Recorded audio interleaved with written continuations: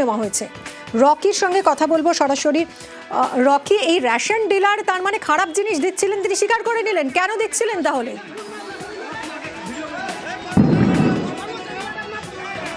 দেখো, তোমাকে বলে রাখতে চাইবো, মাটিয়ালি ব্লকের অন্তর্গত উত্তর ধূপঝোড়া এলাকায়, বাগানধরা এলাকায়, সেখানে কিন্তু রেশনের কাজ দেওয়া শুরু হয়েছিল সকালবেলা, এবং সেখানে গ্রাহকেরা যখন পৌঁছায় সেখানে দেখতে পান যে পোকাযুক্ত নিম্নমানের চাল এবং মেয়াদ উত্তীর্ণ আটা দেওয়া হচ্ছে। এরপর কিন্তু সেই গ্রাহকেরা রীতিমতো জিজ্ঞেস করে কি কারণে এই ধরনের চাল এবং আটা দেওয়া হচ্ছে। সেক্ষেত্রে কিন্তু সাফ জানিয়ে দেওয়া হয় রেশন ডিলারের তরফ থেকে যে আপনারা বিডিও অফিসে গিয়ে যোগাযোগ করুন, সেখান থেকে মাল এসেছে এবং তার জন্যই সেই মাল দেওয়া হচ্ছে। এরপর কিন্তু এলাকার বাসিন্দারা ক্ষিপ্ত হয়ে যায় এবং রীতিমতো বিক্ষোভ দেখাতে থাকেন সেখানকার ডিলারকে, এবং ঘটনার খবর পেয়ে পঞ্চায়েত সমিতির সভাপতি এবং অঞ্চল সভাপতি তৃণমূলে সেখানে পৌঁছান, উত্তেজিত জনতার সঙ্গে কথা বলেন এবং তাদের সঙ্গে আলোচনার মাধ্যমে সেই যে সকল মাল দেওয়া হয়েছিল তা নিয়ে নেওয়া হয় এবং নতুন করে ভালো সামগ্রী দেওয়ার আশ্বাস দেওয়া হলে তারা বিক্ষোভ কিন্তু থামিয়ে দেন। গোটা ঘটনায় চাঞ্চল্য ছড়ে পড়ে এলাকার বাসিন্দার অভিযোগ, দীর্ঘদিন ধরে এই ধরনের কাজ চালিয়ে যাচ্ছে এই এলাকার এই রেশন ডিলার। পরে খবর পেয়ে মাটিয়ালি থানার পুলিশ সেখানে পৌঁছায় এবং পরিস্থিতি সামাল দেয়। ধন্যবাদ রকি। যে চালটা নিয়ে আসছে আর কি, এতটা নোংরা চাল, চালের মধ্যে পোকা, যে আটাটা নিয়ে আসছে এই আটার মধ্যে ডেট এক্সপায়ার হয়ে গেছে। এই আটার চাল নিয়ে এতগুলা ফ্যামিলি এখানে চলে, 50% লোক চাল খায় রেশনে। কিন্তু এই চালটা কি এভাবে দেওয়াটা উচিত হয়েছে ওদের? মানুষের যে কমপ্লেনটা একদম জেনুইন, আমি ডিলারকে বললাম এবং আমি ইন্সপেক্টরের সঙ্গেও ফোনে কথা বললাম, আগামীকাল এই আটা এবং চাল পুরো চেঞ্জ করে আবার এখানে দেওয়া হবে। এটা যাতে ফার্দার না হয় তার জন্য আমি ডিলারকে ওয়ার্নিংও দিলাম, পরবর্তীকালে যাতে এরকম না হয়, হলে পরে তারপরে সেরকমভাবে ব্যবস্থা। বালুরঘাটেও রেশনে কারচুপির অভিযোগ উঠছে রেশন ডিলারের বিরুদ্ধে। রেশন ডিলার অস্বীকার করছেন এই অভিযোগ। কি হয়েছে এখানে, কি অভিযোগ উঠছে জানবো। সরাসরি অনুপ রয়েছে সঙ্গে। অনুপ, কি অভিযোগ করছেন গ্রাহকরা?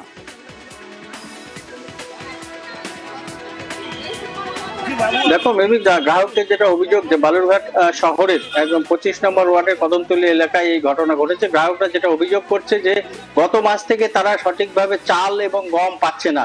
তাদের যেটা প্রয়োজনীয় জিনিস, যেটা সবচেয়ে প্রয়োজনীয় যেটা, সেটা হচ্ছে চাল।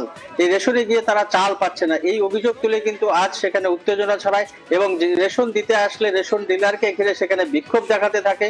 তারা দাবি করছেন যে গত মাস থেকে তারা সেখানে চাল পাচ্ছে না, তাদেরকে ছোলা দেওয়া হচ্ছে আর অন্য সামগ্রী দেওয়া হচ্ছে, কিন্তু চাল এবং গম যেটা তাদের বিশেষ প্রয়োজন সেটা কিন্তু তারা পাচ্ছে না।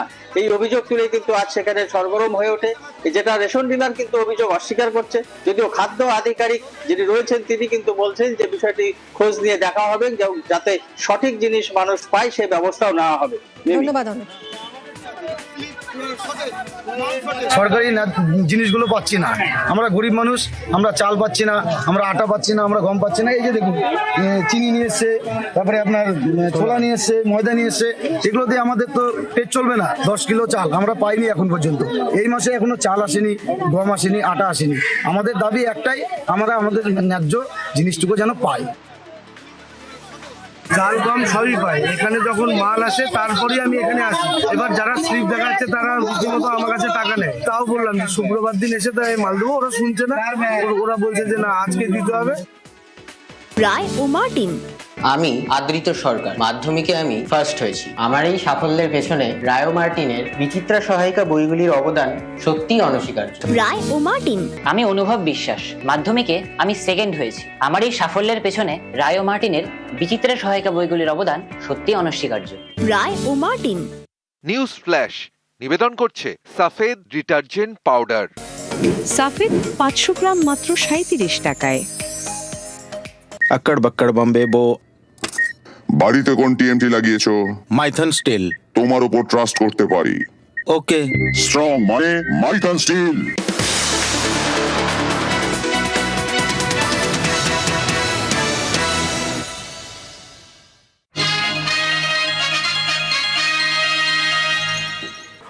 ফেব্রুয়ারি পশ্চিমবঙ্গে ভোটার তালিকা প্রকাশ, আর তারপর ধাপে ধাপে সাপ্লিমেন্টারি তালিকা প্রকাশ করবে নির্বাচন কমিশন, নির্দেশ সুপ্রিম কোর্টের।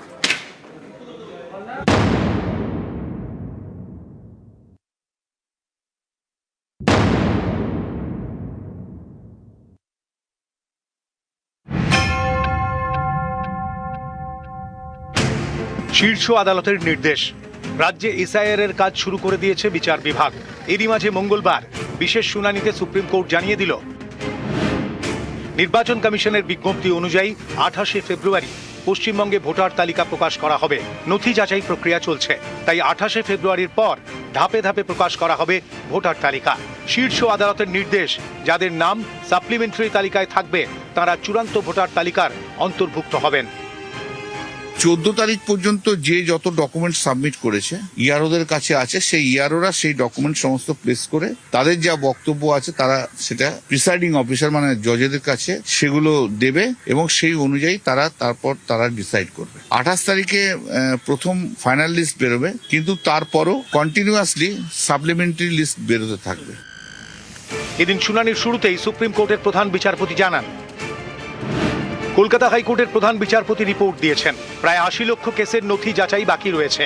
একজন জুডিশিয়াল অফিসার যদি প্রতিদিন 250টি কেসের নিষ্পত্তি করেন তাহলেও 80 দিন সময় লেগে যাবে। তাই ঝাড়খণ্ড এবং ওড়িশার অবসরপ্রাপ্ত বিচারকদের এই প্রক্রিয়ায় যুক্ত করার আবেদন করছি। মামলাকারী আইনজীবী কল্যাণ বন্দ্যোপাধ্যায় তখন বলেন, ভিন রাজ্যের বিচারকদের তো ভাষার সমস্যা থাকবে। তখন প্রধান বিচারপতি জানান, পড়শি রাজ্যের বিচারকরা সংস্কৃতি বুঝতে পারবেন, আমাদের কোনো উপায় নেই। এরপরেই সুপ্রিম কোর্টের প্রধান বিচারপতির বেঞ্চ নির্দেশ দেয়, পশ্চিমবঙ্গের সিনিয়র এবং জুনিয়র ডিভিশনে সিভিল জজদেরও নিয়োগ করা যাবে। 3 বছরের অভিজ্ঞতা থাকলেই নিয়োগ করা যেতে পারে। প্রয়োজনে ওড়িশা এবং ঝাড়খণ্ডের প্রধান বিচারপতির সঙ্গে যোগাযোগ করতে পারেন হাইকোর্টের প্রধান বিচারপতি। সেখানকার কর্মরত এবং অবসরপ্রাপ্ত বিচারকদের এসআইআর এর কাজে ব্যবহার করা যাবে। নির্বাচন কমিশন এই অফিসারদের যাবতীয় খরচের ব্যবস্থা করবে। ওড়িশা এবং ঝাড়খণ্ডের প্রধান বিচারপতিরা সংবেদনশীলতার সঙ্গে এই আবেদন খতিয়ে দেখবেন। 250 জন জুডিশিয়াল অফিসারকে অ্যাপয়েন্টমেন্ট করা হয়েছে। এই 250 জন জুডিশিয়াল অফিসারের দিয়ে পুরো কাজটা করতে গেলে প্রচুর সময় লাগবে। তাই জন্য কলকাতা হাইকোর্ট অর্ডারটা অ্যাডিশন করেছে। সিনিয়র ডিভিশন এবং জুনিয়র ডিভিশন জজেদের মিনিমাম 3 ইয়ার্স এক্সপিরিয়েন্স আছে, তাদেরকে অ্যাপয়েন্টমেন্ট করতে পারবে। যদি মনে করে কোথাও, তাহলে ঝাড়খণ্ড এবং উড়িষ্যা স্টেট, এই দুটো স্টেট থেকে রিটায়ার্ড যে জাজেরা আছে তাদের রিকুইশন করতে পারে। হাইকোর্টের চিফ জাস্টিসকে বলেছে নেসেসারি অর্ডার ইস্যু করতে। নিউজ 18 বাংলা। এসআইআর দেরিতে রাজ্য সরকারকেই দোষারোপ করলেন শ্রমিক ভট্টাচার্য, বিজেপি রাজ্য সভাপতি। এর সঙ্গে সঙ্গে আইএএস অফিসারদের এবং মুখ্য সচিবকেও ছাড়লেন না শ্রমিক ভট্টাচার্য।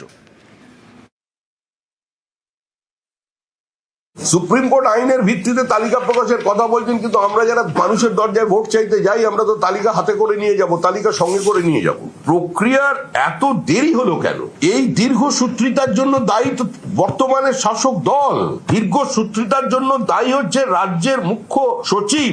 আজকের যে পরিস্থিতি তৈরি হয়েছে তার জন্য শুধুমাত্র তৃণমূল কংগ্রেস বা মমতা বন্দ্যোপাধ্যায়ের দিকে আঙুল তোলার সঙ্গে সঙ্গে এটাও মনে রাখতে হবে যে যারা এখানে আইএস আইপিএস অফিসার ছিলেন, যারা ডাব্লিউবিসিএস এক্সিকিউটিভ ছিলেন, তাদেরও একটা নৈতিক দায়িত্ব এবং দায়বদ্ধতা আছে। এর একমাত্র উদ্দেশ্য হলো বাংলাদেশি অনুপ্রবেশকারী জেহাদি রোহিঙ্গাদের প্রোটেকশন দেওয়া।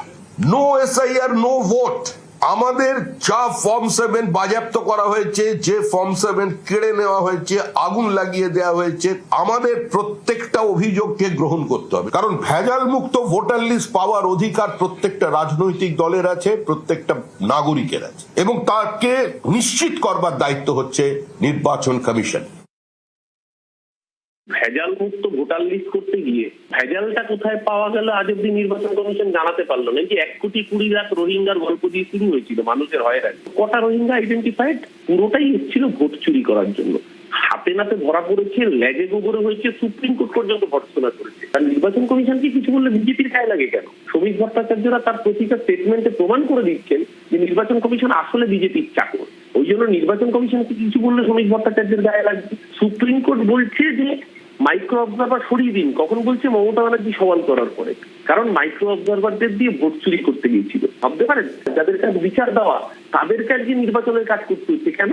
কারণ নির্বাচন কমিশন ভোট চুরি করছিল। মানে এরপরে যদি দোকান কাটা না হয়, গায়ে যদি ঘন্টার চামড়া না হয়, তো মানুষের সাথে হাত জোর করে ক্ষমা দেওয়া উচিত। রাজ্যকেই দায়ী করলেন, তার সঙ্গে সঙ্গে গুজরাট, তামিলনাড়ু, কেরলের প্রসঙ্গ টেনে আক্রমণ বিজেপি রাজ্য সভাপতির, পাল্টা কটাক্ষ তৃণমূলের।